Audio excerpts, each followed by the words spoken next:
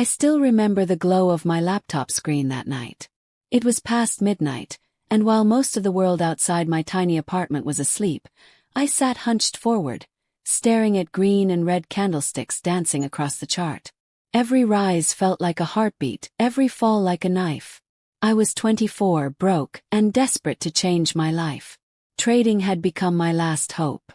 I wasn't always like this. Growing up, I had big dreams.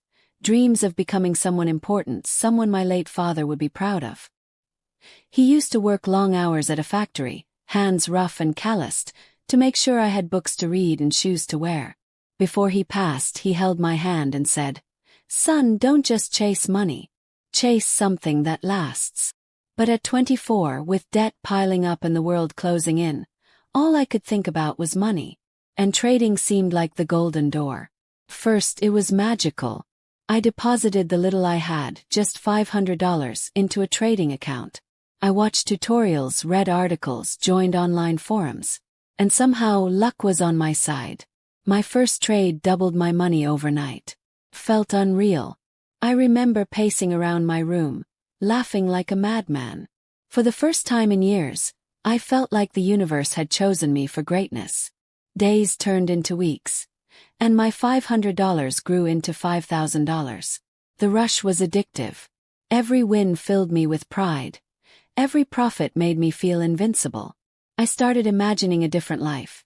Moving my mother into a better house, paying off all debts, maybe even traveling the world. But with each victory, something darker crept in: greed. I stopped seeing the market as numbers and charts. To me, it became a battlefield. And I was the chosen warrior who could never lose. I started risking more, convinced I had some special gift. I ignored risk management, ignored warnings, ignored the little voice in my head that whispered, "Be careful." Then came the day that changed everything. It was early winter. The markets were volatile. News flashing about a global crisis. Everyone on the forums said it was a risky time. But to me, it looked like an opportunity to strike big. I put almost my entire account, nearly $10,000 now, into one trade. For the first hour, everything looked perfect. My position was in profit, and I imagined withdrawing the money, maybe surprising my mother with a gift. I could already picture her tired face lighting up. But markets are cruel teachers. In one swift movement, the price turned. My screen bled red. At first, I told myself it was just a small pullback. Held on. Then it dropped further. My profit vanished, replaced by a growing loss. My hands trembled. Sweat rolled down my neck. Should I close it now? No, it will come back. It always does. But it didn't. I watched in silence as my entire account drained to nothing. $10,000. Months of hope, nights without sleep, every ounce of faith I had, vanished in less than an hour. I remember the silence afterward. The world outside still moved. Cars drove by, neighbors laughed in the hallway. But inside my room, it was as if everything had collapsed. That night I cried like a child. I hadn't cried since my father's funeral. But that night the tears came, uncontrollable. It wasn't just money I lost, it was trust, hope, belief in myself. I felt like I had betrayed my father's memory, my mother's sacrifices, and even God's patience. For days, I couldn't look at myself in the mirror. My mother noticed. She asked why I looked so pale, so empty. I lied, told her I was just tired from work. But inside I was breaking. I stopped answering friends, stopped going out. The glow of the laptop screen still haunted me, but I couldn't bear to open it. I felt like a gambler who had lost his soul. One evening, sitting alone, I found my father's old watch. It was scratched and faded, but still ticking. Holding it, I remembered his words. Don't just chase money. Chase something that lasts. It hit me then, he was right. Money could vanish in seconds. But the scars left behind, the lessons learned, those could last. Slowly I began to rebuild. Not my trading account but myself.